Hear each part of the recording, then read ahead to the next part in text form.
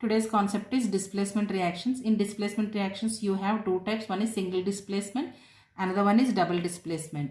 In single displacement reactions, you have cation displacement and anion displacement. First, we'll go to explain single displacement reactions. Single displacement reaction అంటే ఏంటంటే, displacement అంటే దాంట్లోనే ఉంది meaning. ఏదైనా ఒక element more reactivity ఉన్నది, దానికంటే తక్కువ రియాక్టివిటీ అనే ఎలిమెంట్ని డిస్ప్లేస్ చేసింది అనుకోండి ఒక రియాక్షన్లో, ఆ రియాక్షన్ మనం single displacement reaction. When one element either it may be ion or non-metal which is more reactive displaces another element which is less reactive, that reaction is said to be single displacement reaction. Why single here? Because ఈ example తీసుకుంటే ఈ రియాక్షన్లో ఏ అనేది ఒక reactant, BC అనేది ఒక reactant. ఈ BC కాంపౌండ్లో బీని ఏ ఇక్కడ రీప్లేస్ చేస్తుంది. ఎలా రీప్లేస్ చేస్తుంది? Why? Because A is more reactive than B. So అందుకే బీసీ కాంపౌండ్లో మనకి బీ ఇన్స్టెడ్ బీ ఏ వచ్చి మనకి రీప్లేస్ చేస్తుంది. So new compound AC will be found one B will be get out of this compound. So ఇక్కడ విషయం ఏంటంటే only ఒక అయాన్ మాత్రమే ఇక్కడ డిస్ప్లేస్ అవుతుంది, అందుకే సింగిల్ డిస్ప్లేస్మెంట్ రియాక్షన్ అన్నాం. ఇది అయాన్ అవ్వచ్చు, క్యాటయాన్ అవ్వచ్చు, యానియాన్ అవ్వచ్చు అనమాట. అందుకే cation displacement, anion displacement. Will go to examples with cations and anions now. Okay, this is the definition. When we move in to the example, దీనికి first example తీసుకుంటే, when you mix iron into copper sulphate solution you'll get iron sulfate solution. ఎలా వస్తుంది? Why? Because ఇక్కడ ఇది first ఎలా ionize అవుతుంది aqueous సొల్యూషన్లో? Cu+2 SO4 2-, right. ఇక్కడ ఈ Cu+2ని ఈ ఐరన్ అనేది రీప్లేస్ చేస్తుంది అనమాట. ఎందుకు? Iron is more reactive than copper. So ఈ రెండు కలిసి మనకి FeSO4 అనే సొల్యూషన్ ఇస్తుంది. ఓకే, ఈ రీప్లేస్మెంట్ డిస్ప్లేస్మెంట్ అనేది ఎందుకంటే in order to form stable compounds only.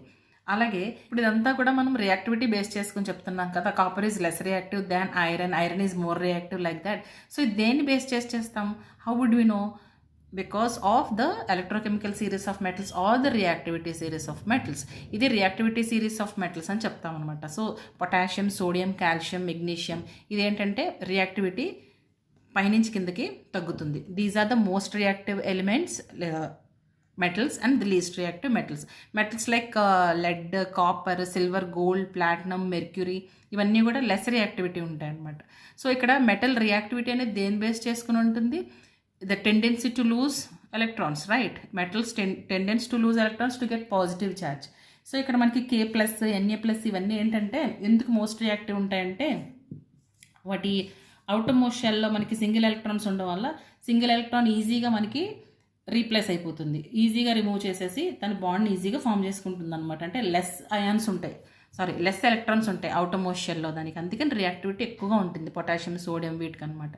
But ఇవి rare metals, copper, gold, platinum, mercury rare metals కాబట్టి వాటి రియాక్టివిటీ చాలా తక్కువగా ఉంటుంది. సో అందుకని ఇక్కడ కాపర్ని ఐరన్తో రీప్లేస్ చేస్తుంది. ఈ రియాక్టివిటీ సిరీస్ యాక్చువల్గా దేన్ని బట్టి ప్రిపేర్ చేశారంటే రిడక్షన్ పొటెన్షియల్స్ అని ఉంటాయి. So up to 10th standard మీకు అంత అవసరం లేదు, but you can remember with atomic size. When you have bigger atomic size the reactivity will be more, like that. Okay, next example చూద్దాం.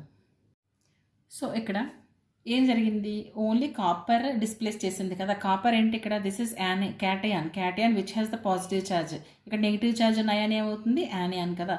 Anion can displace anion only, cation can displace cation only. So క్యాటయాన్ని cation displace చేస్తే దాన్ని cation displacement reaction అంటాం. యానియాన్ని anion displace చేస్తే anion displacement reaction అంటాం. ఇక్కడ మనకి ఏమైంది? క్యాటయాన్ డిస్ప్లేస్ అయింది. సో క్యాటయాన్ డిస్ప్లేస్ అయింది కాబట్టి ఇది క్యాటయానిక్ లేదా క్యాటయాన్ డిస్ప్లేస్మెంట్ రియాక్షన్. ఇంకొక ఎగ్జాంపుల్ చూసుకుంటే, ఇక్కడ జింక్ తీసుకొని సిల్వర్ నైట్రేట్కి మనం యాడ్ చేస్తే ఏమవుతుందంటే ఇది ఎట్లా అయనైజ్ అవుతుంది మనకి? Ag+NO3- కదా. సో ఇక్కడ ఏమవుతుంది? ఈ ఏజీని, ఈ సిల్వర్ని మనకి జింక్ డిస్ప్లేస్ చేసి జింక్ నైట్రేట్ అనేది ఫామ్ అవుతుంది. Why? Because here when you observe the reactivity series silver is less reactive than zinc కదా. జింక్ మోర్ రియాక్టివ్, అందుకే ఇక్కడ డిస్ప్లేస్ చేస్తుంది. అగైన్ ఇక్కడ కూడా క్యాటయాన్ డిస్ప్లేస్ అయింది కాబట్టి ఇది క్యాటయాన్ డిస్ప్లేస్మెంట్కి ఎగ్జాంపుల్. అలా మీరు చాలా తీసుకోవచ్చు.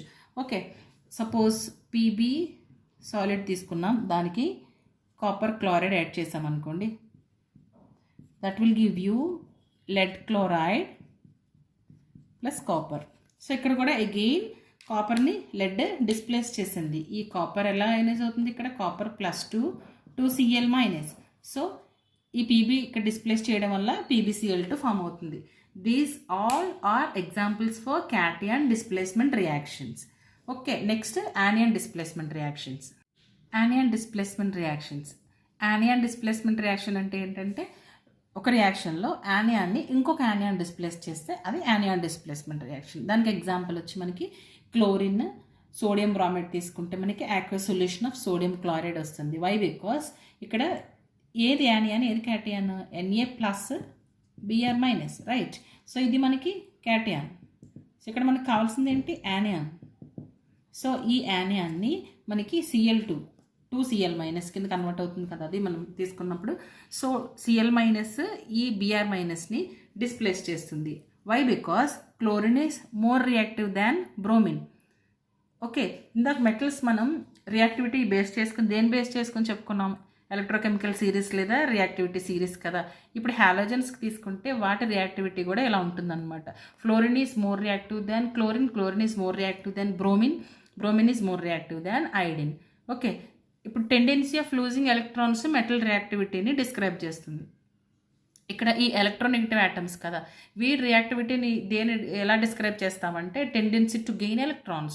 Fluorine is more electronegative atom which gains electrons rapidly కదా. సో ఇక్కడ డిస్ప్లేస్మెంట్ జరిగి మనకి సోడియం క్లోరైడ్ aqueous సొల్యూషన్ అనేది వస్తుంది. సో నెక్స్ట్ ఎగ్జాంపుల్ తీసుకుంటే బ్రోమిన్ పొటాషియం అయోడైడ్ తీసుకుంటే ఇక్కడ I-, K+, I- కదా, 2I-. ఇక్కడ ఇది యానియాన్. ఈ యానియాన్ని ఈ బ్రోమిన్ డిస్ప్లేస్ చేస్తుంది. బ్రోమిన్ డిస్ప్లేస్ చేస్తుంది ఎందుకు? Bromine is more reactive than iodine. So KBr solution వస్తుంది. So this is all about anion displacement reaction and their examples. Next, double displacement reaction. What is double displacement reaction?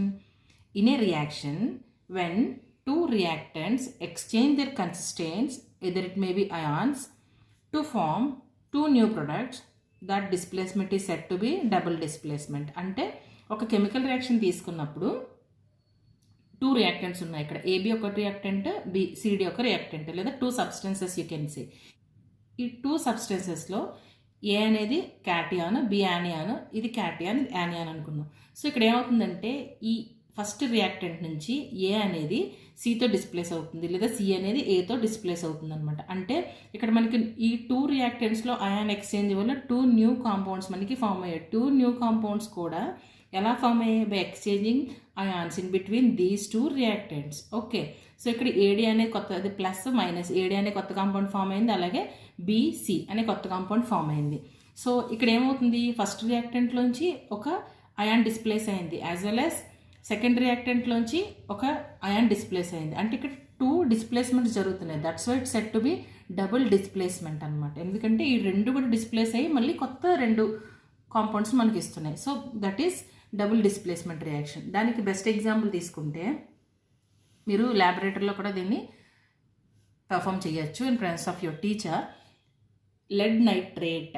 This is lead nitrate. Lead nitrate. This is potassium iodide. Okay, ఒక test tube తీసుకుని దాంట్లో మనం aqueous solution of lead nitrate తీసుకుంటాం. aqueous solution of lead nitrate అంటే ఎలా వస్తుంది? Lead nitrate salt తీసుకొని దాన్ని డిస్టిల్ వాటర్లో డిజాల్వ్ చేయాలన్నమాట. సో డిస్టిల్ వాటర్లో డిజాల్వ్ చేసిన లెడ్ నైట్రేట్ సొల్యూషన్ ఒక టెస్ట్ ట్యూబ్లో తీసుకున్నాం. అలాగే KI తీసుకొని దాన్ని డిస్టిల్ వాటర్లో డిజాల్వ్ చేసి ఒక టెస్ట్ ట్యూబ్లోకి తీసుకున్నాం. These are two aqueous solutions of lead nitrate and potassium iodide. When you mix these solutions in another test tube or beaker, you will get the yellow precipitate which is lead iodide. అంటే ఇక్కడ ఏం జరిగినట్టు? So ఇక్కడ మనం తీసుకుంటే ఈ lead ఎట్లా ionise అవుతుందో మనకి Pb+ NO3- +2. Okay, Pb+2 and NO3- కిందకి అయనైజ్ అవుతుంది. అలాగే Ki aqueous సొల్యూషన్ ఎలా ఉంటుంది? Ki, K+ and I-.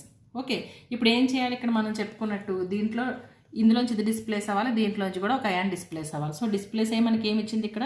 PbI2. This is ఈ రెండు మనకి ఇది అవుతున్నాయి, అటాచ్ అవుతున్నాయి. అంటే ఈ టూ aqueous సొల్యూషన్లో ఉంటాయి. PbI2 కాబట్టి ఇక్కడ మనం బ్యాలెన్స్ చేస్తే 2 కాబట్టి 2 I minus 2K plus. So ఇక్కడ ఏమొస్తుంది మనకి PbI2 అనే ఒక ప్రెసిపిటేట్ వస్తుంది విచ్ ఈస్ ఇన్సాల్యుబుల్ సాలిడ్ లేదా ఇన్సాల్యుబుల్ సబ్స్టెన్స్ అని చెప్తాం అనమాట. సో దీన్ని పీపీటీ అంటాం. రియాక్షన్లో మనకి డౌన్ ఏరైతే ఇండికేట్ చేస్తాం, నథింగ్ బట్ పీపీటీ. సో ఇంకా మిగిలింది ఏంటి KNO3, 2KNO3. So 2NO3 minus కదా ఇక్కడ. This the reaction between lead nitrate and K which involve double displacement of ions. Okay, next example.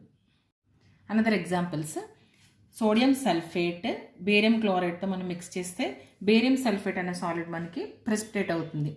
అలాగే సోడియం క్లోరైడ్ ఆక్వా సొల్యూషన్లో ఉంటుంది. So ఇక్కడ ఇవి ఎట్లా అయనైజ్ అవుతాయి, 2Na plus SO4 minus 2, right. ఇది Ba plus 2Cl minus.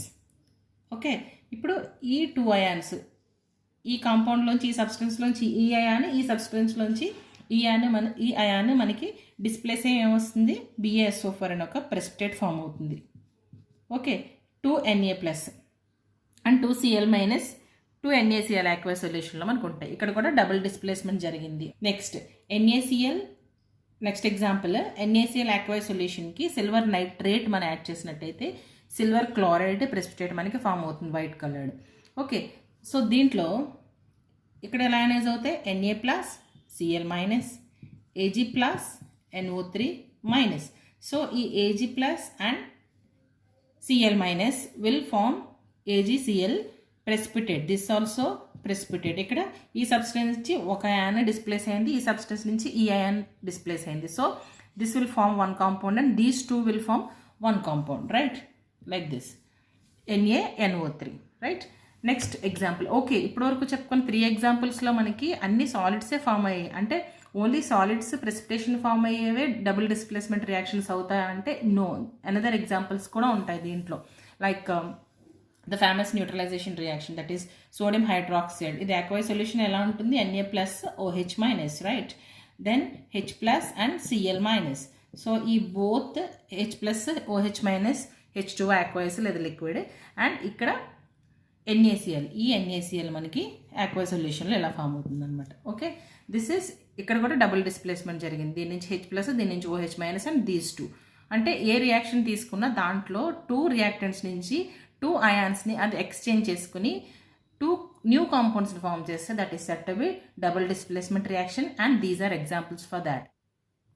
ఈ displacement రియాక్షన్స్లో only cations anions మాత్రమే డిస్ప్లేస్ అవ్వకుండా మెటల్స్ డిస్ప్లేస్మెంట్ రియాక్షన్స్లో ఉన్నప్పుడు సమ్ టైమ్స్ దాని పక్కన యాసిడ్ ఉందనుకోండి, యాసిడ్లో ఉన్న హైడ్రోజన్ని డిస్ప్లేస్ చేస్తుంది. లైక్ ఇప్పుడు ఇక్కడ జింక్ తీసుకున్నాం అనుకోండి, దానికి హైడ్రోక్లోరిక్ యాసిడ్ యాడ్ చేసినప్పుడు హైడ్రోక్లోరిక్ యాసిడ్లో ఉన్న హైడ్రోజన్ని జింక్ డిస్ప్లేస్ చేస్తుంది అనమాట. ఓకే, ఇక్కడ యాసిడ్ H2SO4 అవ్వచ్చు, HNO3 అవ్వచ్చు, అట్లా ఎనీ యాసిడ్ తీసుకుంటే మీరు మెటల్ కూడా జింక్, కాపర్, మెగ్నీషియం ఇలా ఏది తీసుకున్నా పక్కన యాసిడ్ ఉంటే యాసిడ్లోంచి హైడ్రోజన్ లిబరేట్ చేస్తుంది అనమాట. ఓకే, దాన్ని ఎక్స్పెరిమెంటల్గా మనం చేసినప్పుడు ఒక కోనికల్ ఫ్లాస్క్లోకి తీసుకొని జింక్ డస్ట్ని తీసుకుంటాం అనమాట. జింక్ డస్ట్ అంటే ఆల్మోస్ట్ చాలా ఫైన్ పౌడర్, బ్లాక్ పౌడర్ ఉంటుంది. సో దాన్ని స్పాచులాతో తీసుకుని దానికి aqua solution of hydrochloric add చేసినప్పుడు, aqua solution of hydrochloric acid అంటే హైడ్రోక్లోరిక్ యాసిడ్ కాన్సన్ట్రేటెడ్ని డైల్యూట్ చేస్తామన్నమాట డిస్టిల్ వాటర్తో. సో దాన్ని టెస్ట్ ట్యూబ్లో తీసుకుని ఇంక్లైన్ పొజిషన్లో దీనికి మనం కొనికల్ ఫ్లాస్క్ యాడ్ చేసినప్పుడు ఈ జింక్ డస్ట్లో ఈ HClతో రియాక్ట్ అయ్యి ఏమవుతుందంటే మనకి హైడ్రోజన్ని లిబరేట్ చేస్తుంది. హైడ్రోజన్ లిబరేట్ అయిందాన్ని మనం ఎలా చెక్ చేస్తామంటే ఒక పాపప్ చైన్, ఒక బెలూన్ తీసుకొచ్చి దాన్ని మౌత్ దగ్గర మనం అటాచ్ చేస్తే ఆ బెలూన్ మొత్తం మీకు బ్లో అప్ అయిపోతుంది with hydrogen, filled with hydrogen అనమాట. ఓకే, లాస్ట్ వీడియోలో మనం CO2 ఎవాక్యుయేషన్ మనం మ్యాచ్ స్టిక్తో ఎలా చెక్ చేసామో ఇక్కడ ల్యాబ్లో కూడా ఒక పాపప్ చైన్ బెలూన్ తీసుకొచ్చి అక్కడ పెడితే ఈ మౌత్ దగ్గర H2 అంతా కూడా దాంట్లోకి వెళ్ళి బ్లోన్ అప్ అయిపోతుంది ఈ balloon. Okay, this is all about displacement reactions. Thanks for watching.